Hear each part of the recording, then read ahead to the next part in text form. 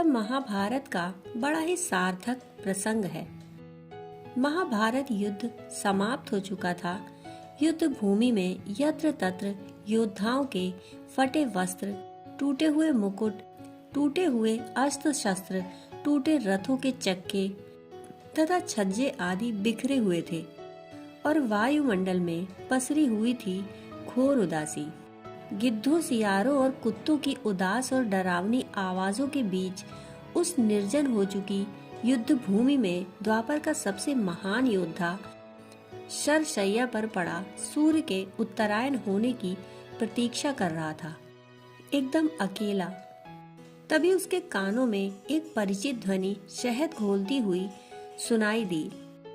प्रणाम पितामह। भीष्म के सूख चुके अधरों पर एक मरी हुई मुस्कुराहट तैर उठी। वे बोले, आओ देवकी नंदन, स्वागत है तुम्हारा। मैं बहुत देर से तुम्हारा ही स्मरण कर रहा था। कृष्ण बोले, क्या कहूँ पितामह, अब तो यह भी नहीं पूछ सकता कि कैसे हैं आप। भीष्म चुप रहे। कुछ क्षण बाद बोले, पुत्र युधिष्ठिर का राज्याभिषेक करा चुके केशव, उनका ध्यान रखना। परिवार के बुजुर्गों से रिक्त हो चुके राजप्रासाद में उन्हें अब सबसे अधिक तुम्हारी ही आवश्यकता है। कृष्ण चुप रहे। भीष्म ने पुनः कहा, कुछ पूछूं केशव? बड़े अच्छे समय से आए हो। संभवतः धरा छोड़ने के पूर्व मेरे अनेक भ्रम आज समाप्त हो जाएं। कृष्ण बोले, कहिए न पितामह। एक बात बताओ प्रभु, तुम तो ईश्वर हो ना? कृष्ण ने बीच में ही टोका, नहीं पितामह, मैं ईश्वर नहीं, मैं तो आपका पौत्र हूँ पितामह, ईश्वर नहीं। भीष्म उस घोर पीड़ा में भी ठठाकर हंस पड़े और बोले, अपने जीवन का स्वयं कभी आकलन नहीं कर पाया कृष्ण, सो नहीं जानता कि अच्छा रहा या बुरा। पर अब तो इस धरा से जा रहा हूँ कन्हैया, अब तो ठगना छोड़ दे। कृष्ण जाने क्यों भीष्म के पास सरक आए और उनका हाथ पकड़कर बोले, कहिए पितामह। भीष्म बोले, एक बात बताओ कन्हैया, इस युद्ध में जो हुआ वो ठीक था क्या? किसकी ओर से पितामह? पांडवों की ओर से। कौरवों के कृत्यों पर चर्चा का तो अब कोई अर्थ ही नहीं कन्हैया, पर क्या पांडवों की ओर से जो हुआ वो सही था? आचार्य द्रोण का वध, दुर्योधन की जंघा के नीचे प्रहार, दुशासन की छाती का चीरा जाना, जयद्रथ के साथ हुआ छल, निहत्थे कर्ण का वध, वह ठीक था क्या? यह सब उचित था क्या? इसका उत्तर मैं कैसे दे सकता हूँ पितामह? इसका उत्तर तो उन्हें देना चाहिए जिन्होंने यह किया है।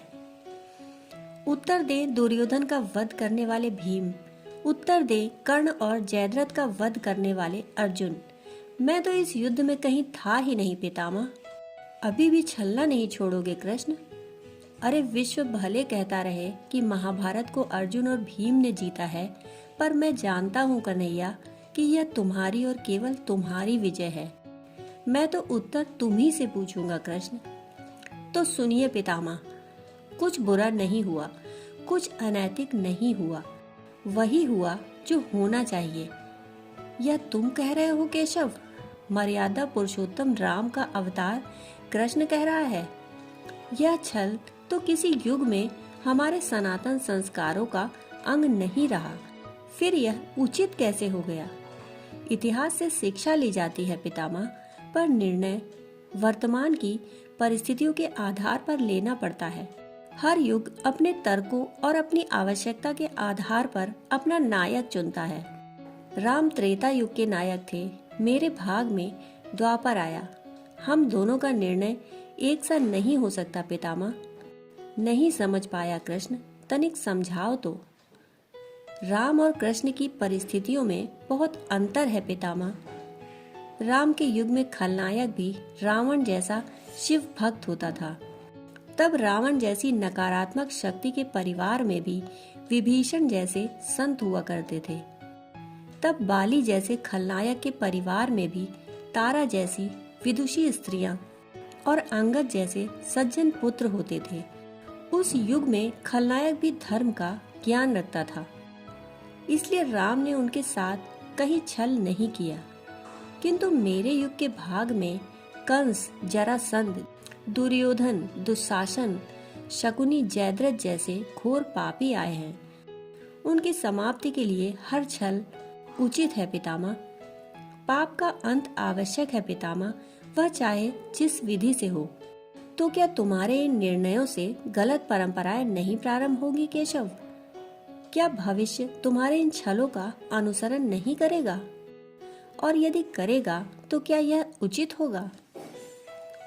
भविष्य तो इससे भी अधिक नकारात्मक आ रहा है पितामह। कलयुग में तो इतने से भी काम नहीं चलेगा। वहाँ तो मनुष्य को कृष्ण से भी अधिक कठोर होना होगा, नहीं तो धर्म समाप्त हो जाएगा। जब क्रूर और अनैतिक शक्तियाँ सत्य एवं धर्म का समूल नाश करने के लिए आक्रमण कर रही हों, तो नैतिकता अर्थहीन हो जाती है पितामह। तब महत्वपूर्ण होती है विजय, केवल विजय। भविष्य को यह सीखना ही होगा पितामह। क्या धर्म का भी नाश हो सकता है केशव? और यदि धर्म का नाश होना ही है तो क्या मनुष्य इसे रोक सकता है? सब कुछ ईश्वर के भरोसे छोड़कर बैठना मूर्खता होती है पितामह। ईश्वर स्वयं कुछ नहीं करता, केवल मार्गदर्शन करता है। सब मनुष्य को ही स्वयं करना पड़ता है। आप मुझे भी ईश्वर कहते हैं ना, तो बताइए ना पितामह, मैंने स्वयं इस युद्ध में कुछ किया क्या? सब पांडवों को ही करना पड़ा ना, यही प्रकृति का विधान है। युद्ध के प्रथम दिन यही तो कहा था मैंने अर्जुन से, यही परम सत्य है। भीष्म अब संतुष्ट लग रहे थे। उनकी आंखें धीरे धीरे बंद होने लगी थी। उन्होंने कहा, चलो कृष्ण, यह इस धरा पर अंतिम रात्रि है। कल संभवतः चले जाना हो। अपने इस अभागे भक्त पर कृपा करना कृष्ण। कृष्ण ने मन में ही कुछ कहा और भीष्म को प्रणाम कर लौट चले। पर युद्ध भूमि के उस डरावने अंधकार में भविष्य को जीवन का सबसे बड़ा सूत्र मिल चुका था। जब अनैतिक और क्रूर शक्तियां सत्य और धर्म का विनाश करने के लिए आक्रमण कर रही हों, तो नैतिकता का पाठ आत्मघाती होता है। धर्म रक्षति रक्षिता, अर्थात धर्म की रक्षा करने वाले की धर्म स्वयं रक्षा करता है।